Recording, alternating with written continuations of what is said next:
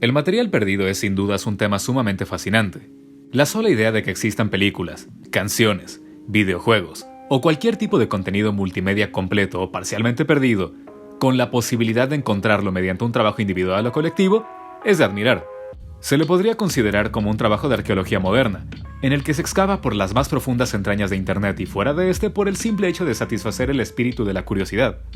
Sin embargo, y al igual que la arqueología, hay que saber qué se está buscando exactamente y cómo hacerlo, pues si están medianamente metidos en estos asuntos, sabrán que no es una tarea sencilla, y que lleva tiempo y recursos que no todos tenemos. Por no mencionar que, en algunas ocasiones, estos buscadores de oro son engañados o confundidos por todo tipo de situaciones. Es por ello que el día de hoy revisaremos este iceberg, en el que revisaremos una serie de materiales audiovisuales que, en algún punto, se reportaron como perdidos pero que con el paso del tiempo resultaron ser simples malentendidos o grandes mentiras salidas de control. Les habla Noirwolf y este es el iceberg de la Lost Media que nunca existió.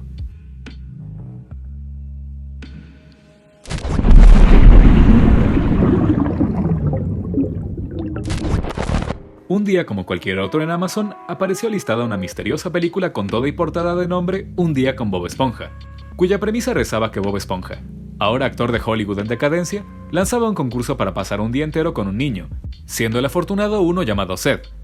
quien pasa un día con la acabada estrella y resulta en todo tipo de situaciones inesperadas y alocadas. Pese a estar en un sitio tan confiable como Amazon, la misma no se podía comprar y terminó desapareciendo tiempo más tarde, por lo que algunos aficionados del material perdido lograron contactar con la casa productora, solo para ser constantemente evadidos y engañados con que ésta se financiaría con un crowdfunding que nunca llegó. Posterior a ello y finalmente, se contactaron con el supuesto director de la cinta, Mr. Orange. Mr. Orange amablemente contestó que la película no existía como tal, y que todo había sido idea suya, presentando el concepto a los responsables de Regal Pictures, quienes listaron la cinta en Amazon para ver si llegaba a llamar la atención. Sin embargo, decidieron no producir absolutamente nada, por lo que Mr. Orange se despidió compartiendo 5 páginas de un guión bastante malo e incompleto que solo confirmaba que esta atrocidad nunca llegó a producirse.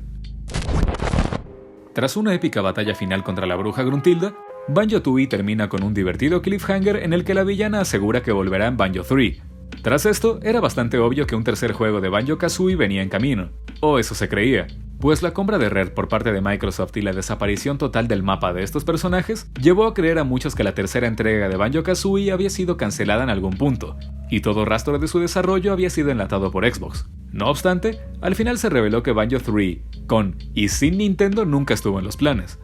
y que el infame Nuts and Bolts fue el intento de la compañía por hacer algo completamente distinto a los dos juegos originales. Ed, Edd y Eddy, Junkyard Scramble, se trataba de un juego para la Game Boy Color desarrollado por Crawfish Interactive, que estaba listado en la base de datos de IGN y que incluso contaba con un precio de $30 en JJ Games. Sin embargo, y a pesar de esta información, el juego no se podía encontrar en ninguna parte, por lo que se emprendió una búsqueda que finalizó tan pronto como se encontraron con la declaración de Danny Antonucci, creador de la serie, y que declararía que el juego se vio completamente cancelado cuando hubo una disputa legal por el motor gráfico del mismo. Durante un tiempo, se decía que Five Nights at Freddy's, el popular juego de horror de 2014, tenía un tráiler anterior al publicado por Scott Cawthon en YouTube, y que contaba con elementos un tanto distintos, como la aparición del endoesqueleto que ven en pantalla y que el título del juego era simplemente Five Nights. Esta afirmación se vio fortalecida cuando un usuario visitó el canal del desarrollador en la Wayback Machine y notó que habían 3 videos borrados, cabiendo la posibilidad de que uno de estos fuera el tráiler original de FNAF. Pero al final todo se trató de un malentendido, y resultó que este avance jamás existió, tomando en cuenta que incluso el fallido Kickstarter del juego solo tenía el mismo tráiler disponible en YouTube.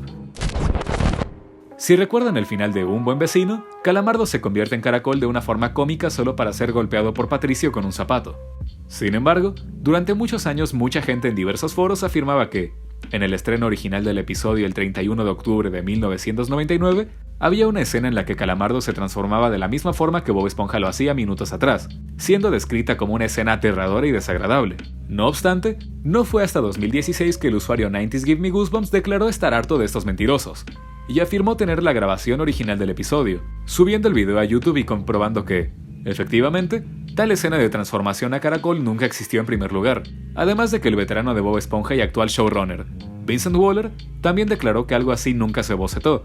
siendo Bob Esponja la única víctima de una dolorosa y traumática transformación en caracol.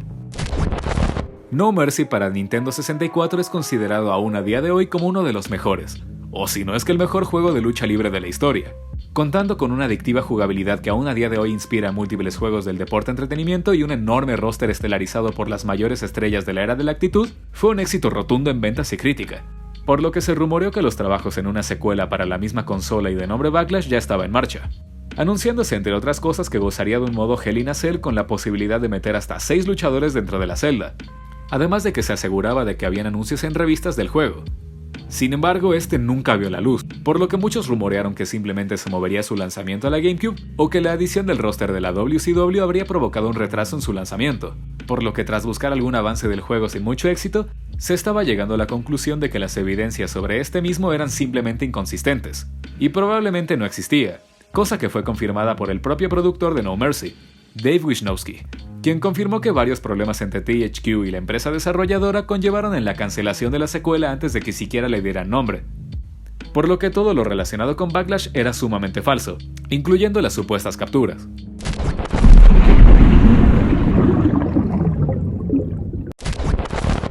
Aquí viene Sophie es una supuesta película francesa basada en el cómic del mismo nombre y que habría sido estrenada de forma limitada en 1979. Las únicas pruebas de su existencia eran una sospechosa página de Wikipedia y un póster bastante convincente de la misma. Al enterarse de este caso, los usuarios de la Lost Media Wiki en inglés hicieron de todo para encontrar más información, llegando a la simple conclusión de que, al no estar en ninguna base de datos conocida y no haber ninguna fuente realmente fidedigna de su existencia, era imposible que esta película existiera en primer lugar. Animaniacs tiene una galería impresionante de personajes memorables, desde los hermanos Warner, pasando por Slappy la ardilla hasta Minerva Mink,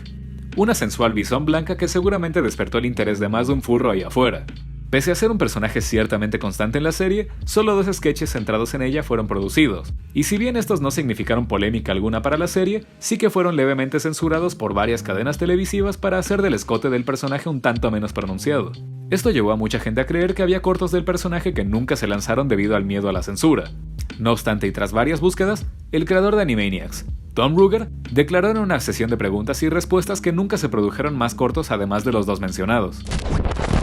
King Kong es una de las obras maestras del cine, una película sumamente adelantada a su época cuya influencia en toda una generación de cineastas es simplemente innegable. Se sabe que King Kong fue editada constantemente por petición del director, pues había escenas que o se veían muy mal o cortaban el ritmo de la trama. No obstante, la más infame de estas escenas eliminadas tiene que ver con una parte de la historia en la que, tras escapar de las garras de la tribu que habita la isla y King Kong, el crew de la filmación cae en un acantilado y son atacados por arañas gigantes.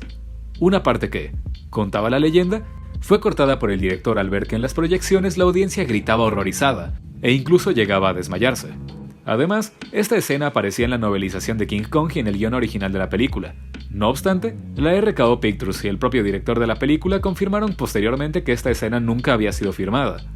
Pero eso no evitó que Peter Jackson, director del remake de 2005, recreara la escena utilizando stop motion y otras técnicas digitales para conseguir el video que están apreciando en el fondo. Antes de que pudiéramos tener una franquicia cinematográfica de Sonic en los cines, y más precisamente en 1994, MGM y Sega planearon una película live action del erizo que también sería una publicidad gigante para el también cancelado juego de Sonic Extreme, en la que Sonic se aliaba con un niño del mundo real para combatir a Eggman y sus secuaces, quienes habían escapado del juego para apoderarse del planeta Tierra. La película tendría grandes cantidades de CGI y un tono bastante familiar, pero Sega temía que sufriera del mismo destino que las adaptaciones de He-Man y Super Mario Bros., además de que el acuerdo con MGM no llegó a buen puerto y el desarrollo de Sonic Extreme era cada vez más complicado, lo que llevó a Sega a cancelar definitivamente la película. Es que se rumoreaba que, además de la premisa, había un guión completo de la película. No obstante, el escritor principal de la cinta negó estos rumores, afirmando que Sega únicamente le encargó ideas y nunca llegó a materializar un guión completo.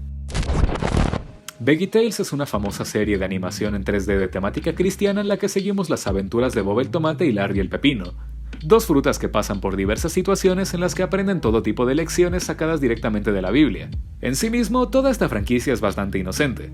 pero llamó la atención de muchas personas cuando uno de los extrabajadores de la compañía productora, Patrick O'Brien, realizó una sesión de preguntas y respuestas en la que se le cuestionó si en algún punto los animadores hicieron material subido de tono, a lo que él respondió que no, pero que entre ellos solían hacer finales alternos de broma en los que los personajes morían. Tras oír esto, muchas personas buscaron por todo internet a los animadores y cualquier cosa que pudiera confirmar que existió algún metraje parecido. hasta que Patrick volvió al ojo público respondiéndole lo siguiente a un usuario que decía dudar de la existencia de estos finales.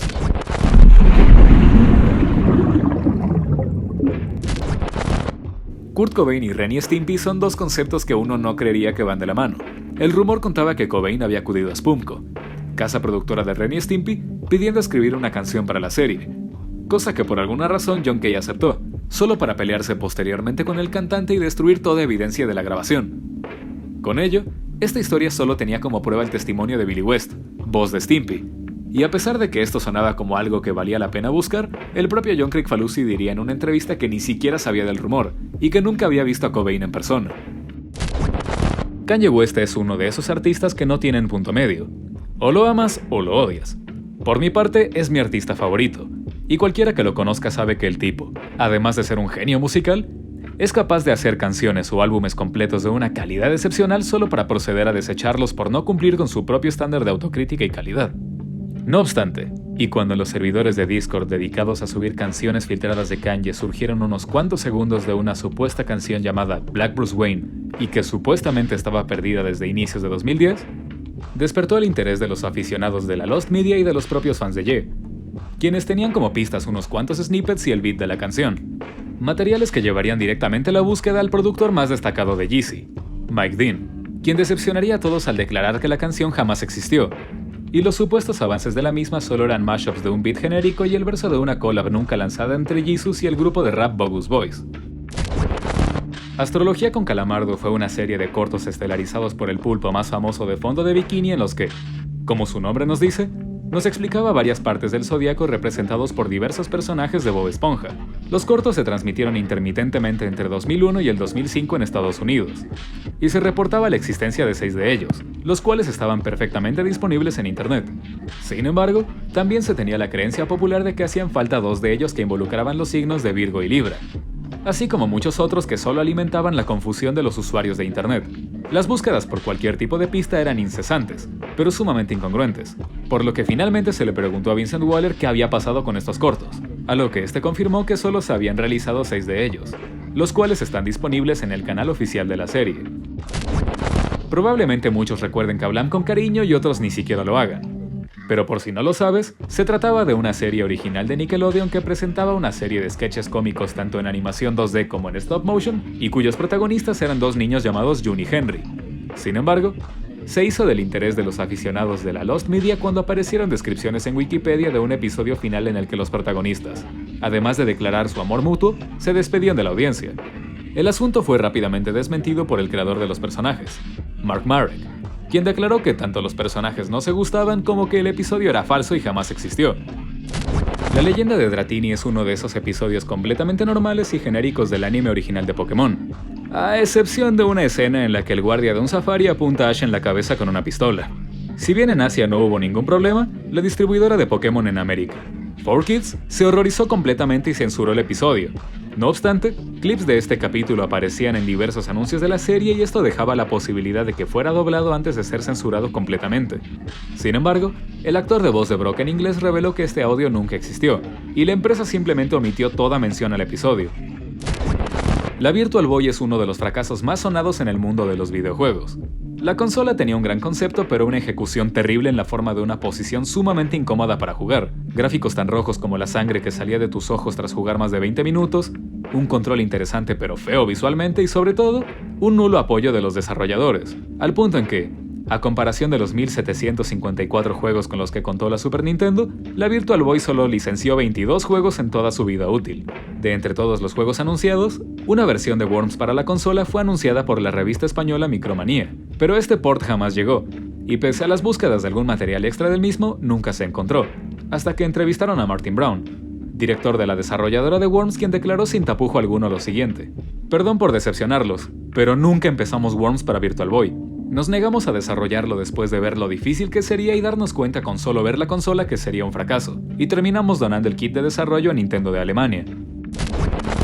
La saga de Laser Suite Larry es una de las más extrañas en la historia de los videojuegos point and click. En una época en la que la gente estaba completamente acostumbrada a jugar con héroes como Indiana Jones o Guybrush, encarnar a un adicto a las chicas como Larry en un juego completamente grosero y desinhibido fue una bocanada de aire fresco en la escena del PC gaming. Ante este éxito, su creadora Lowe anunció su nuevo proyecto, Capital Punishment, una experiencia interactiva en la que encarnaríamos a la pareja de Bill y Hillary Clinton explorando un río mientras se enfrentaban todo tipo de enemigos, y que sería la sátira política más grande del momento. Sin embargo, este nunca vio la luz, y se pensó durante mucho tiempo que había sido cancelado por su contenido polémico y su prototipo estaba oculto en algún lado, o que incluso Bill y Hillary Clinton habían derrumbado la puerta de Al Lowe para quitarle el juego. No obstante, este mismo desmentiría los rumores aclarando que el juego simplemente habría sido vapuleado, y no precisamente por su contenido, sino porque se dio cuenta de que la idea era sumamente ambiciosa, y el juego requeriría de muchísimos recursos que no se tenían en la época, cancelándolo definitivamente antes de que siquiera llegaran a un avance significativo, quedando de él únicamente celdas de animación que han aparecido a lo largo del tiempo en eBay.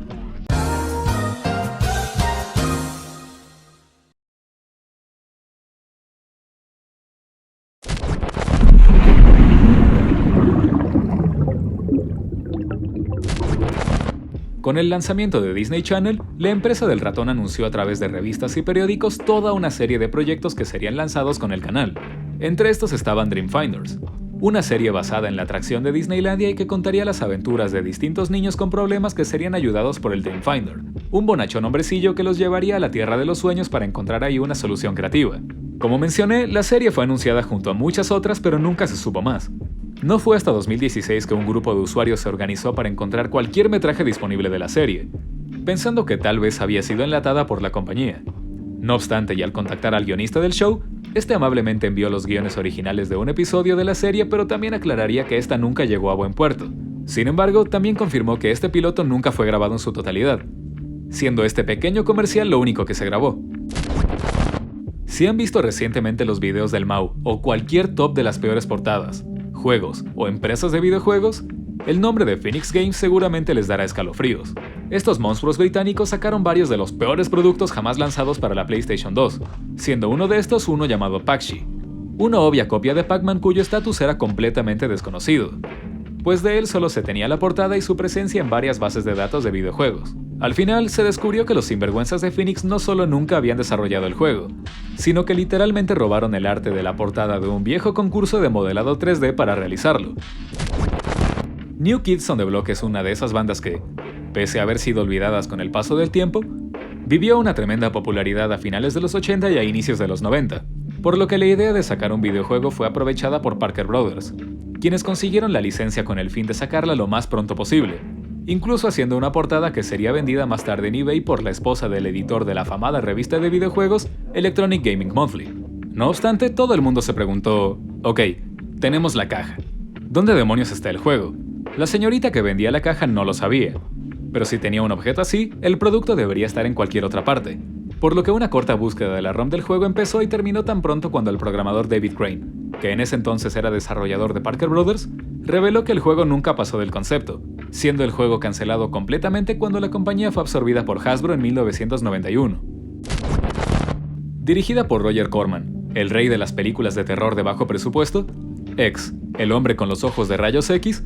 fue una película de terror que contaba la historia de un científico que obtiene poderes de visión mejorada, con la que puede ver a través de la ropa y otros objetos. Una habilidad que, aunque al inicio parece una bendición, con el tiempo se vuelve todo un tormento, y comienza a tener visiones de lo que hay más allá del universo y del mismísimo Dios, arrancándose los ojos al final de la película para acabar con su tormento. Lo curioso es que en el libro Danza Macabra, que explora el terror en la cultura popular y que está escrito por el afamado Stephen King, este aseguró que la película tenía un final alterno sumamente desgarrador, en la que James Xavier,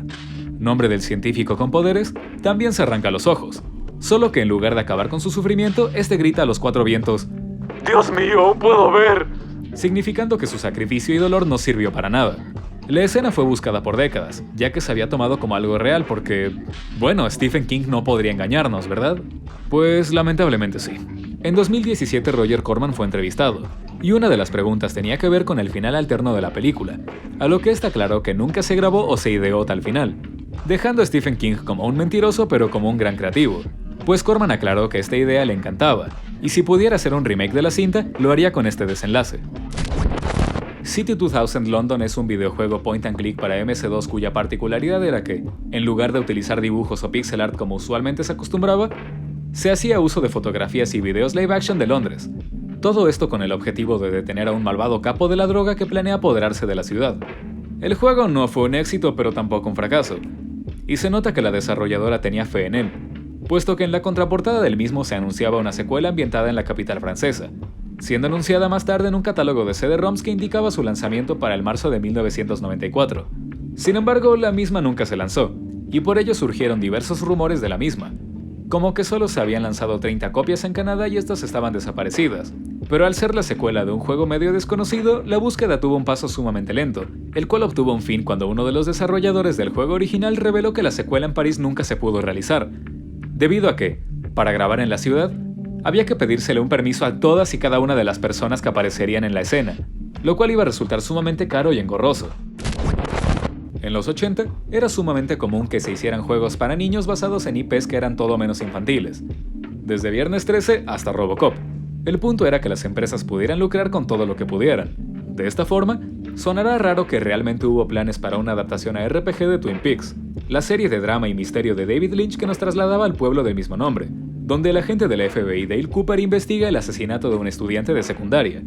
lo que lo lleva a descubrir que tanto la ciudad como sus habitantes no son lo que parecen, y ocultan oscuros secretos. La serie fue un éxito en su tiempo, por lo que, como mencioné, la ABC autorizó los planes para realizar un videojuego para la NES en la que encarnaríamos al investigador en un ambicioso RPG de múltiples finales. El juego apareció listado en algunas revistas de la época como Nintendo Power, pero su rastro simplemente desapareció,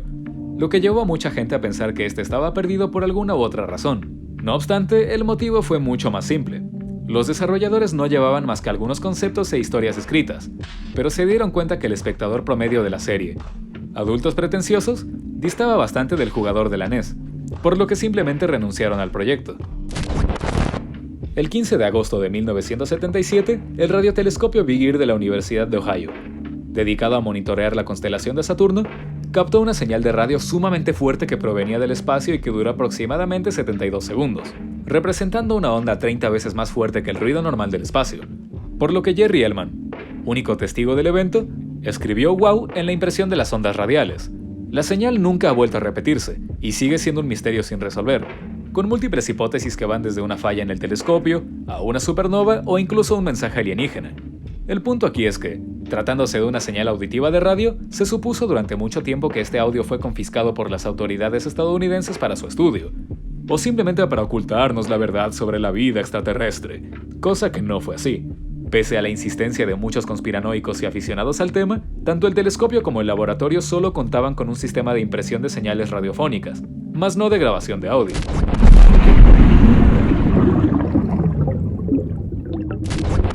Se cuenta que en el cumpleaños 35 de Walt Disney se organizó una gran fiesta en su honor, que incluía amigos, familiares y trabajadores de la compañía de animación. Por motivo de esta celebración, su hermano Roy encargó a 2 empleados de la compañía hacerle un cortometraje sorpresa a Walt. Estos 2 creyeron que sería divertido hacer un cortometraje de temática erótica en la que Mickey y Minnie Mouse tenían arrumacos sin censura, por lo que procedieron a animarlo y sin ningún tipo de vergüenza, proyectaron el filme en el cumpleaños de Disney, quien al terminar la proyección pidió entre aplausos y carcajadas la presencia de los animadores, quienes también con una sonrisa en el rostro acudieron a la presencia del mandamás, solo para ser insultados y despedidos al instante. Posterior al suceso, Walt ordenó la destrucción de todas las copias, quedando como un material perdido que, lamentablemente o no, tiene muy pocas probabilidades de siquiera haber existido. Empezando por la situación, ya que es poco creíble e irrisorio pensar que pusieron a 2 trabajadores de la compañía a trabajar en una animación de este tipo y en tan poco tiempo. Por no mencionar que la única vez que este tema ha aparecido fue en el libro El Príncipe Oscuro de Hollywood, una biografía no autorizada llena de inconsistencias y falsedades que más bien parecen querer maltratar la imagen pública del patriarca Disney, al punto en que esta ha sido desmentida múltiples veces por familiares, periodistas e incluso detractores en vida del co-creador de Mickey Mouse.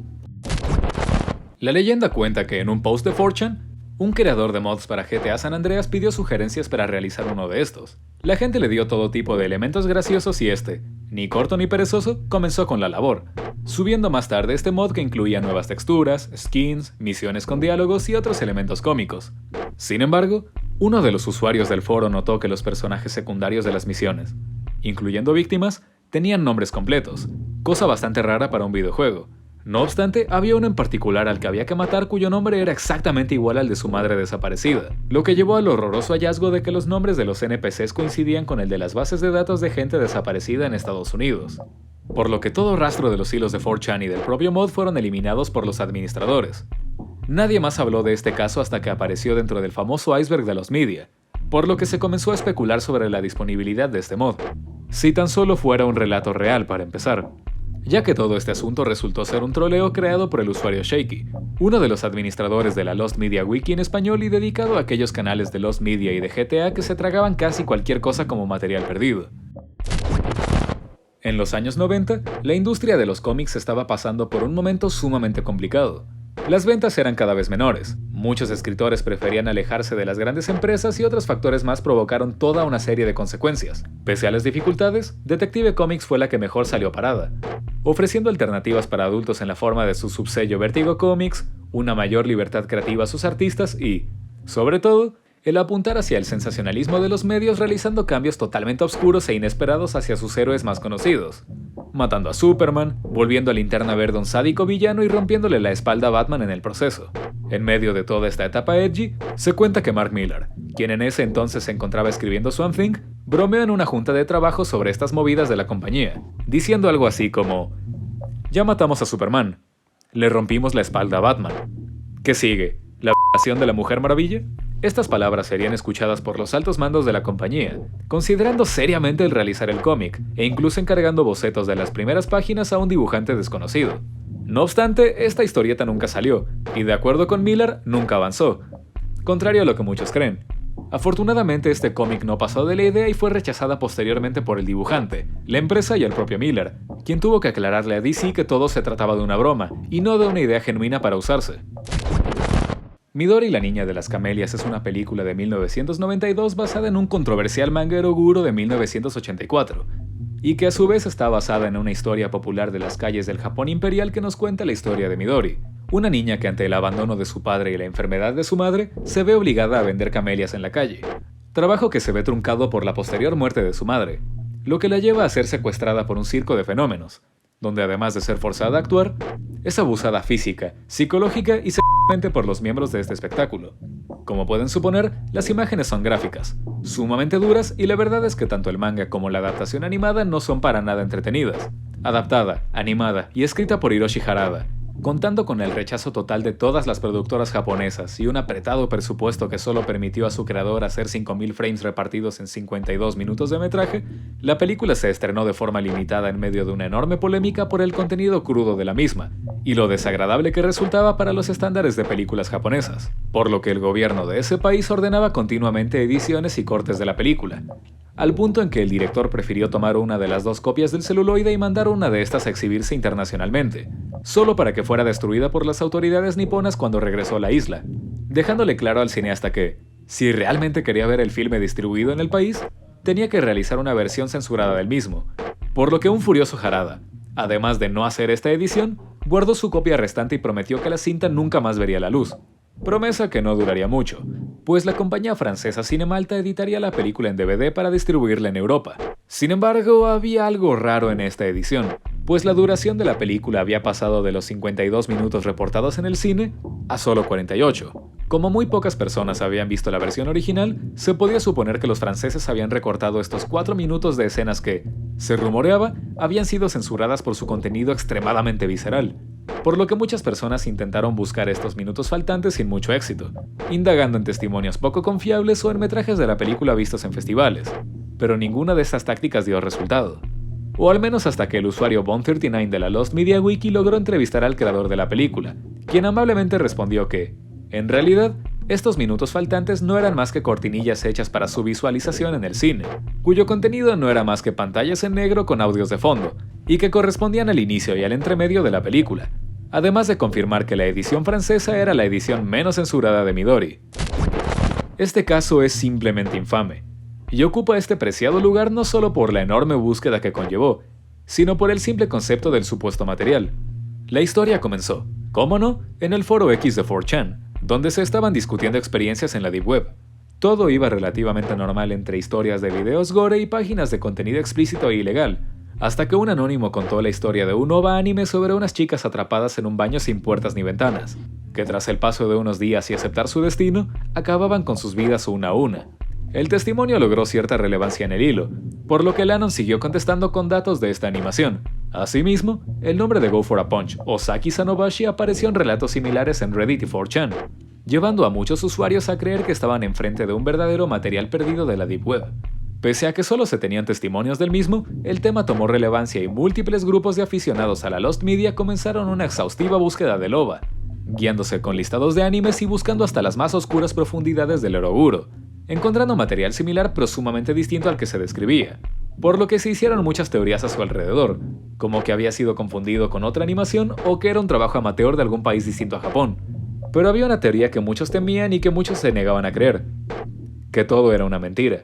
Hipótesis que crecía cada vez más cuando las supuestas pruebas de su existencia se volvían cada vez más incongruentes, y la gente no paraba de cambiar detalles del OVA o hacer frames falsos para llamar la atención.